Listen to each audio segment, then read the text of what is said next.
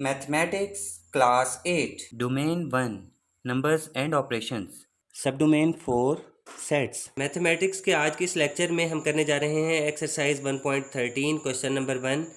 Question number 1 में given है right all subsets of the following sets.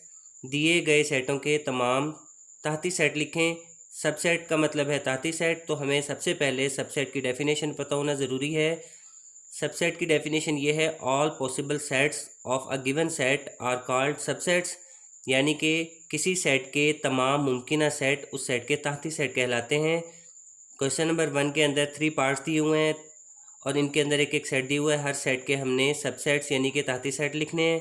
तो आइए चलते हैं क्वेश्चन नंबर 1 के सोल्यूशन की तरफ। 8th class mathematics exercise 1.13 question number 1 solve करने से पहले हम इसकी स्टेटमेंट दोबारा से रीड कर लेंगे। Right all subsets of the following sets, दर्ज झैल सेटों के तमाम तहती सेट लिखें। सबसेट्स तहती सेटों को कहते हैं। तो सबसे पहले हमें इसकी डेफिनेशन पता होनी चाहिए कि सबसेट्स क्या होते हैं। All possible sets of a set are called subsets of a set. तहती सेट, किसी सेट के तमाम मुमकिन सेट उसके तहती सेट कहलाते हैं, यानी कि गिवन सेट जो होगा, हमें दिया गया सेट है, उसके जितने भी मुमकिन सेट बनते हैं वो उसके सबसेट या तहती सेट कहलाते हैं। अब इसको मालूम करने का ये तरीका है कि एक सेट के कितने पॉसिबल सबसेट यानी कि तहती सेट बन सकते हैं। तो इसके लिए हम 2 का फॉर्मूला अप्लाई करते हैं। सबसे पहले 2 लिखते हैं और किसी भी सेट के अंदर, जो गिवन सेट है उसके अंदर जितने एलिमेंट्स हों वो इसकी पावर में लिखते हैं। तो इसके अंदर कोई एलिमेंट गिवन नहीं है, यानी कि एलिमेंट 0 है। तो जिस नंबर की पावर 0 हो वो 1 के इक्वल होता है। इसका मतलब ये है कि इसके 1 सबसेट बनेंगे, यानी कि ओनली 1। और दूसरा आपने याद रखना है कि जो एम्प्टी सेट या ब्लैंक सेट होता है, खाली सेट, किसी भी सेट का सबसेट या तहती सेट कहलाता है।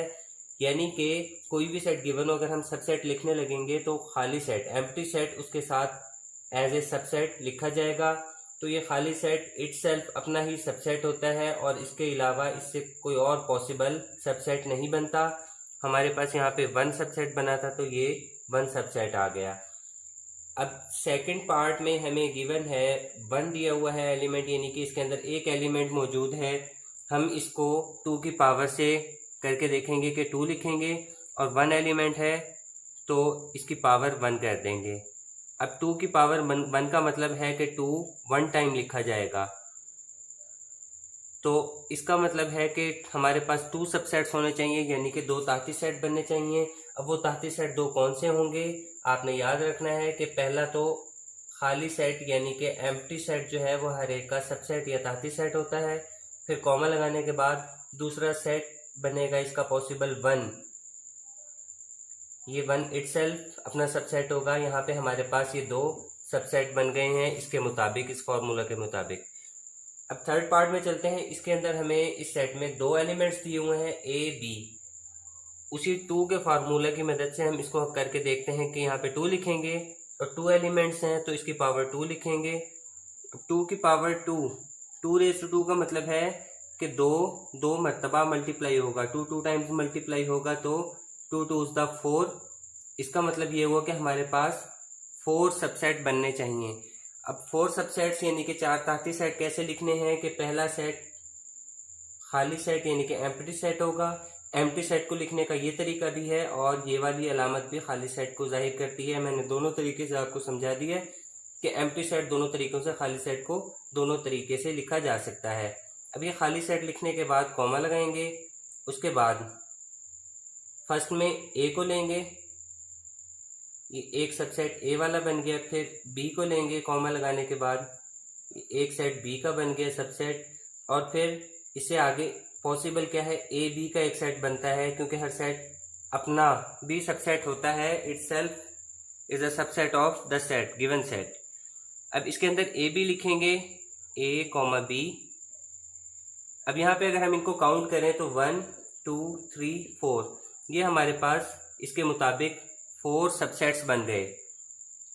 तो इस फॉर्मूला की मदद से स्टूडेंट्स परेशान हो जाते हैं कि जब ज़्यादा एलिमेंट्स आ जाएं तो सबसेट कैसे लिखे जाएं। तो इस फार्मूला की मदद से आप निकाल सकते हैं कि इसके मुमकिन सेट्स कितने होंगे, और जितना यहाँ पे वो आंसर आएगा उसका उतने ही आपको सबसेट बनाने होंगे।